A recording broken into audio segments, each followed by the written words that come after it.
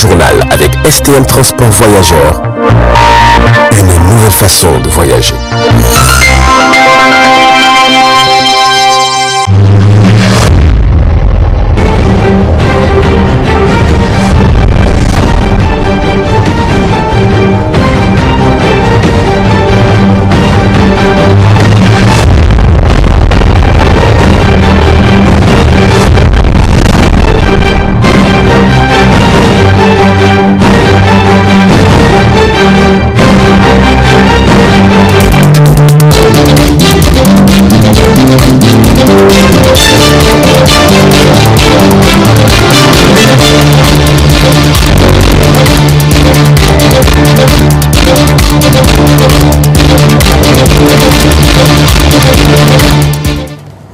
Messieurs, dames, bonsoir et bienvenue à cette édition du soir sur la télévision Tambara.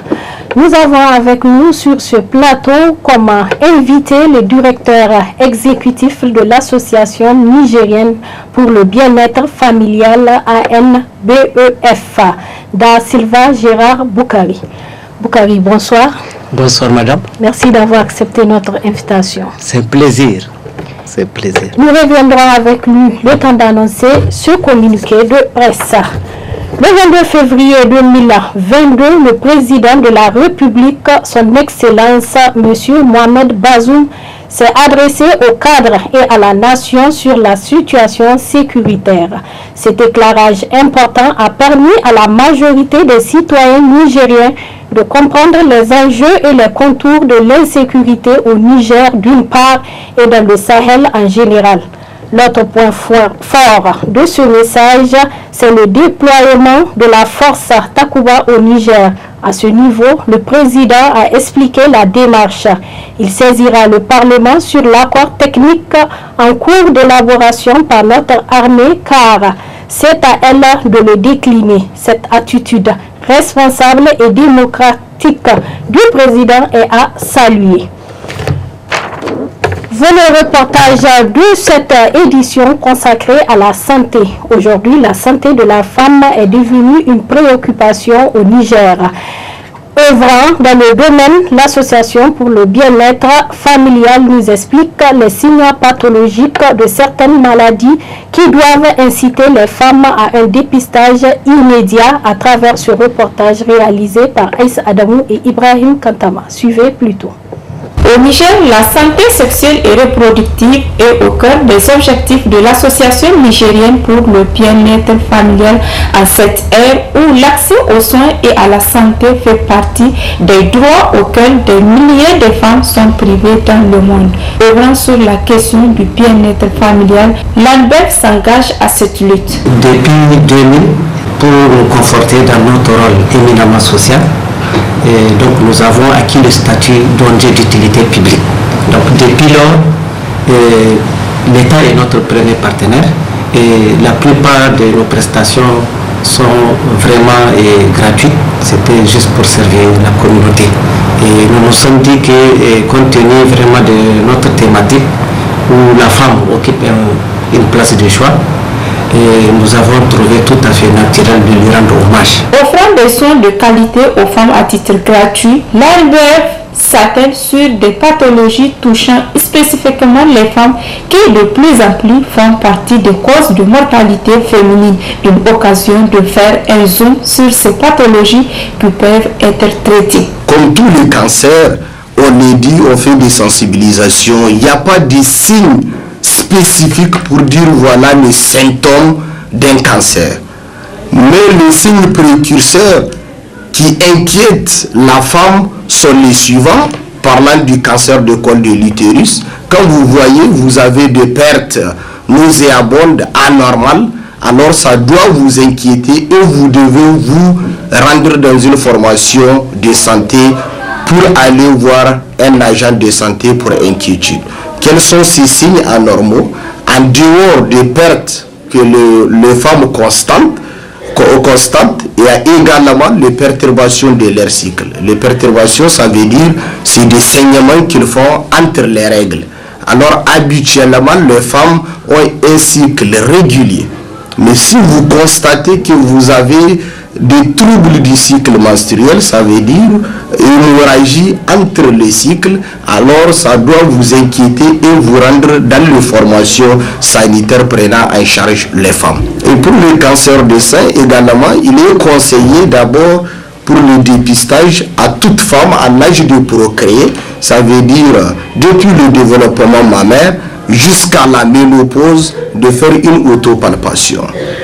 On ne peut pas, une femme à l'âge de procréer, comprendre au moins par trimestre, par mois, la femme doit s'inquiéter ou bien doit mettre dans sa tête qu'elle doit d'abord à elle seule appuyer, palper tout le cadran de son sein. Si elle remarque l'existence d'une masse au niveau de son sein, alors elle doit aller également dans une formation sanitaire la plus proche et se confier à un agent de santé qualifié. C'est pourquoi on appelle chacun, dès qu'il met pied dans une formation sanitaire, on doit lui contrôler au moins tension et la glycémie.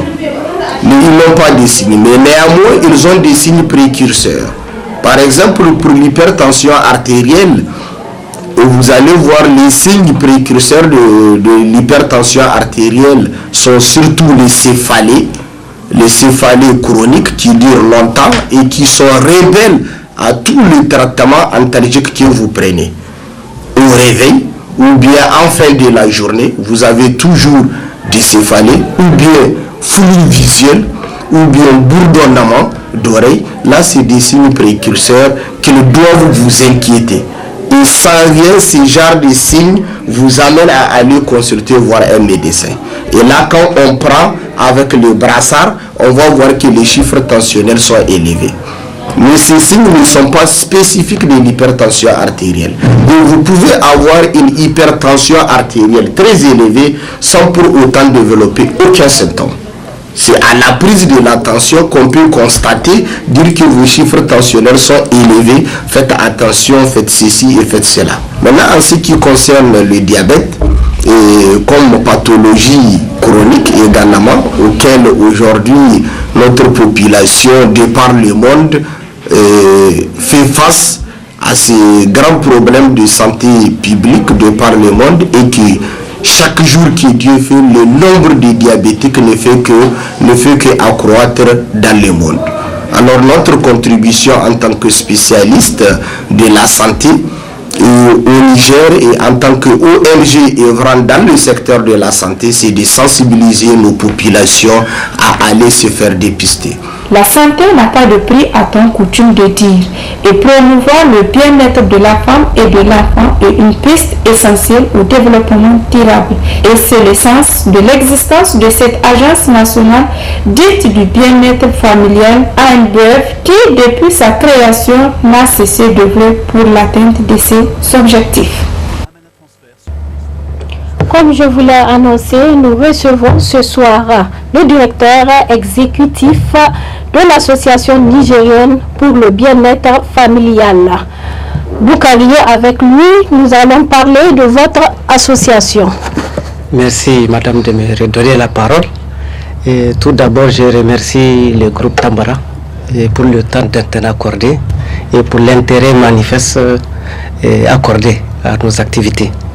Bon, pour revenir à l'ANBF, c'est une association nigérienne pour le bien-être familial qui a été créée en 1992. Donc depuis 1992, elle exerce dans le domaine de la planification familiale, de la santé en général et surtout de la santé de reproduction.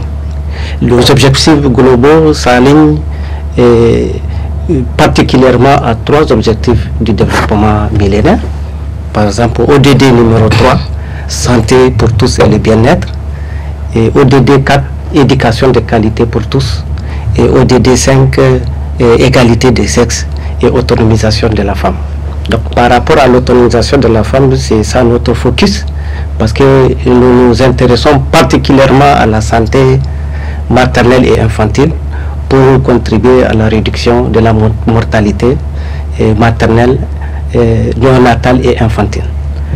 Donc, comme vous pouvez le constater, nous avons un rôle social et pour nous conforter donc, dans ce rôle, et à partir de 2000 l'ANBF a acquis le statut d'ONG d'utilité publique.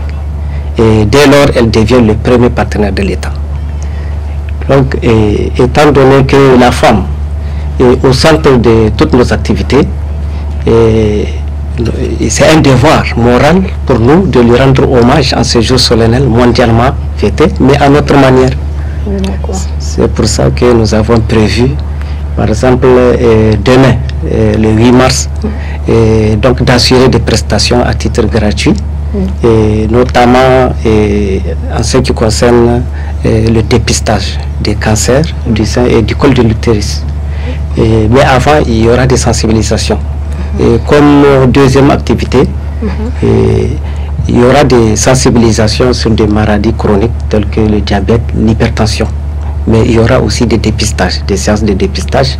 Comme troisième activité, toujours dans le domaine clinique. Et il y aura par exemple la sensibilisation sur les gestes barrières, mais il y aura aussi des vaccinations sur la COVID-19 pour ceux qui sont intéressés. Et pour clôturer tout, nous allons continuer à assurer notre rôle de tous les jours, la planification familiale et les consultations prénatales. Voilà ce que nous avons prévu en gros. D'accord. De quels moyens dispose-t-elle pour accomplir ces missions? Question pertinente. L'ANBF est doté de cliniques. Il y a 2 cliniques de type CSI2 où toutes les prestations sont assurées. Par exemple, à Niamey et à Tilabiri. Nous avons aussi des centres de conseil de jeunes équipés d'équipes médicales à Tawa et à Sender. Donc, en dehors des interventions cliniques, quand même, nous avons des équipes de sensibilisation, parce qu'il vaut mieux prévenir que guérir. Pour ça, nous nous appuyons sur un vaste relais communautaire pour étendre nos actions au niveau communautaire. Voilà. Vous organisez dans le cadre de la célébration de la Journée internationale de la femme une journée spéciale d'offres gratuites de services de santé et de planification familiale. Parlez-nous de cet événement. Bon, pour cet événement, ça doit commencer demain, comme je vous l'ai dit, de 8h jusqu'à 17h. C'est une journée porte ouverte. Et que nos équipes de spécialistes vont vraiment accueillir tous ceux qui sont intéressés. Donc, se faire consulter. Il n'y aura pas de distinction de sexe, d'âge ou de niveau social. Parce que même les hommes sont concernés, parce que la maladie, ça touche tout le monde. C'est ça. Quel message avez-vous à lancer à l'endroit de la population? Bon, je n'ai qu'un seul message, c'est de venir massivement et se faire consulter à titre gratuit. Vraiment, la porte est grandement ouverte. Voilà. Merci Boukari, une fois de plus, d'avoir accepté notre invitation. Nous poursuivons ce journal toujours dans le cadre des préparatifs de la Journée internationale de la femme. Une de nos équipes s'est intéressée au Lyon Club pour faire le point des préparatifs de la dite journée. Suivons plutôt. Le lyonisme est entré au Niger en 1960. Le premier club a vu le jour le 15 février 1961.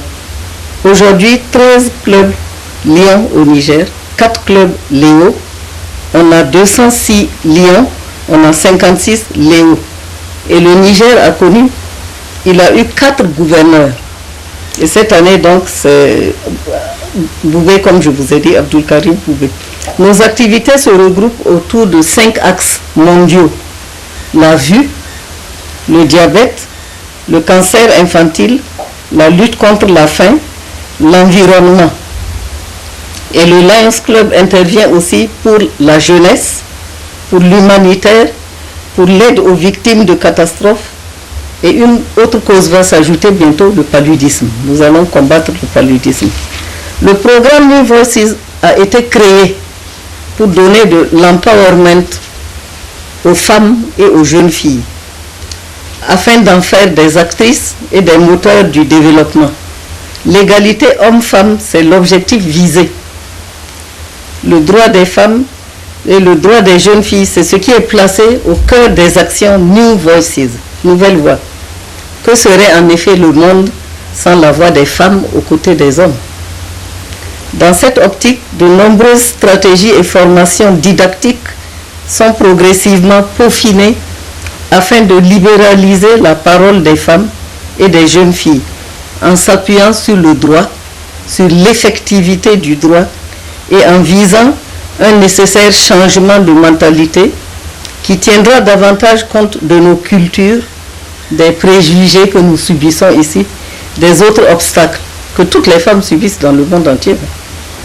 Les femmes et les jeunes filles sont mieux sensibilisées sur leur précarité, sur un combat quotidien qui permettra d'assurer leur autonomisation financière et économique, surtout en zone rurale. Les avancées sont notables, mais le chemin est encore long. Les défis sont encore nombreux. Quelles que soient les embûches, il convient de ne jamais abandonner. Nous tenons à dire ça à nos sœurs. Ne jamais abandonner. Parce que même si les femmes savent encaisser les coups, elles savent aussi, quand elles le veulent, faire prévaloir leur point de vue. Voilà, elles ne doivent donc jamais se décourager. Elles sont les mères de l'humanité. Écoutons à présent notre entretien sur la Journée internationale des droits des femmes. La Journée internationale de la femme doit être saluée parce qu'elle vient couronner la lutte de toutes les femmes du monde entier. Donc je souhaite la bonne femme à toutes les femmes, où qu'elles se trouvent. Comment je suis en train de préparer la fête de demain, vous avez bien vu que nous sommes en groupe, n'est-ce pas? Et que nous allons rassembler les femmes que la femme entrepreneur encadre. Nous allons aussi à l'occasion écouter Madame Tchelou qui va parler du Lions Club, parce que c'est un organisme, en fait une organisation internationale que les gens ne connaissent pas. Moi j'ai connu le Lions Club grâce à mon mari, on était membre, mais à l'époque les femmes n'avaient pas un grand rôle en fait à jouer au sein du Lions Club. C'était que les hommes qui adhèrent et par ricochet les femmes profitent, n'est-ce pas, de l'adhésion de leur mari pour assister aux activités que le Lions Club organise. C'est le ministère de la femme qui organise le plus les femmes par rapport à cette fête. Bon, les femmes, généralement, toutes les fêtes en leur nom, je peux vous dire vraiment avec beaucoup de regrets qu'elles ne savent pas trop ce qui se passe, n'est-ce pas? Surtout pas la journée internationale, parce que là, ce n'est pas que national. Et donc, elles ont très peu de connaissances par rapport à cette journée qui est mondiale. Par contre, le 13 mai, les femmes savent ce que c'est que le 13 mai parce que nous avons marché, n'est-ce pas? Et elles savent que le 13 mai est là parce qu'elles montrent ce jour-là ce qu'elles savent faire elles-mêmes. Donc des groupements nous invitent pour dire voilà ce que nous sommes en train de faire. Et ce jour-là même le ministère de la femme est débordé par rapport aux activités qui se passent ça et là. Et il faut suivre là où on va aller visiter. C'est-à-dire que les femmes ne nous suivent pas assez. Elles n'ont pas le temps de regarder la télé, n'est-ce pas? Elles écoutent la radio. Et quand on les invite à des réunions, elles sont débordées avec les travaux ménagers. Donc elles ne répondent pas assez quand c'est des journées du genre. Mais quand c'est le 13 mai, ça, elles savent. Parce que c'est le fruit de leur travail qu'elles vont aller montrer, leur courage et tout. Là, ça parle de leurs droits, n'est-ce pas? Ça parle de l'égalité des chances. Elles doivent s'y intéresser. Mais à force de sensibilisation, je pense que le jour viendra où elles-mêmes vont savoir ce que c'est que le 8 mars. C'est la fin de ce journal. Merci de nous avoir suivis. Au revoir et à bientôt.